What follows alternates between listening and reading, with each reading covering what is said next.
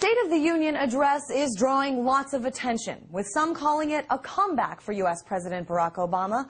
From the economy to the Supreme Court justice, he plowed right through all those issues that we've been talking about.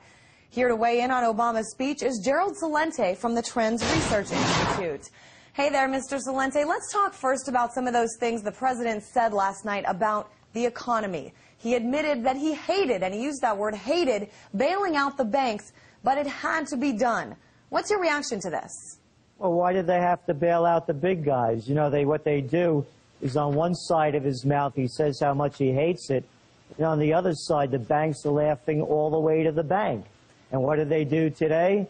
They just reappointed the biggest banker in the world, Ben Bernanke, who made it all possible. So it's just to appease the people, to make it seem like, oh, they're really getting tough on these guys.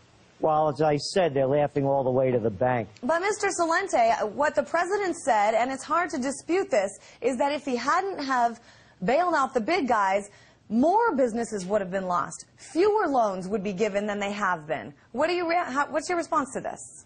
Well, few loans are being given already. The loans aren't going out there. And let's, again, look who they bailed out, AIG. Nobody knew what an AIG was in September of 2008. Bear Stearns, you know, just a brokerage firm, the Merrill Lynch mob.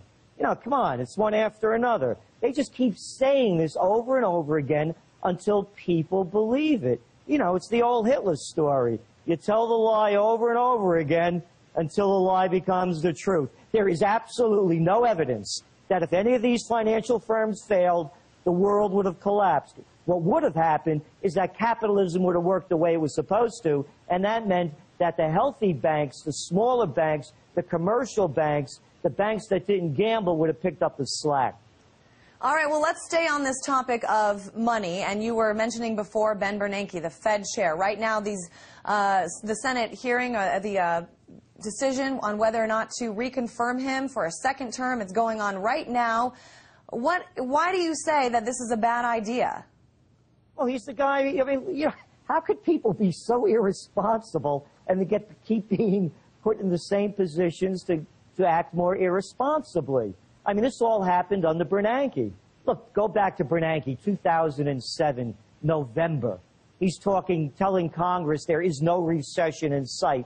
In December, they officially say we're in a recession. He's been off on everything. He's no genius. All they keep saying is, well, you know, he's a great mind of the Great Depression. He knows all about it. You know, that's like me saying I know how to fix Model T Fords. You just can't keep printing money. This isn't genius at work. All it is pumping money into the system to keep the big banks afloat. Well, what's the solution then? I mean, a lot of people are concerned, even people who don't necessarily love having Ben Bernanke there. A lot of people are concerned if we don't keep him, that's going to be a disaster, whoever we bring in. What disaster? Somebody else will fill his spot. This guy dies tomorrow. The world's not going to change.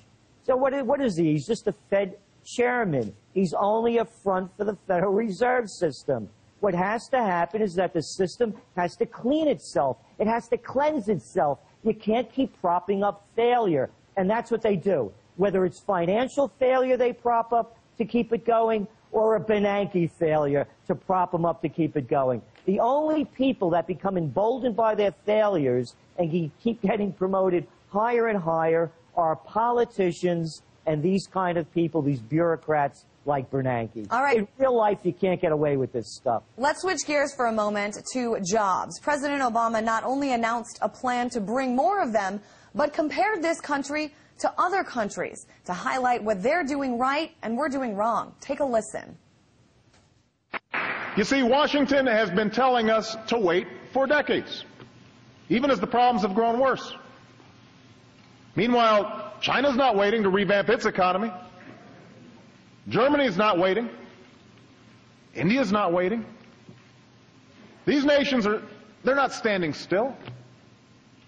These nations aren't playing for second place. They're putting more emphasis on math and science. They're rebuilding their infrastructure. They're making serious investments in clean energy because they want those jobs. Well, I do not accept second place for the United States of America. All right, Mr. Celente, just wondering what you thought about that. Yeah, this is like a coach at a pep rally or at halftime when the team is behind in the locker room. How could he compare what China's doing?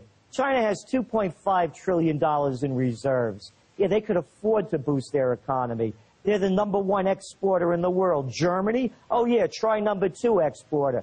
Where's the United States? Oh, only $12 trillion in debt.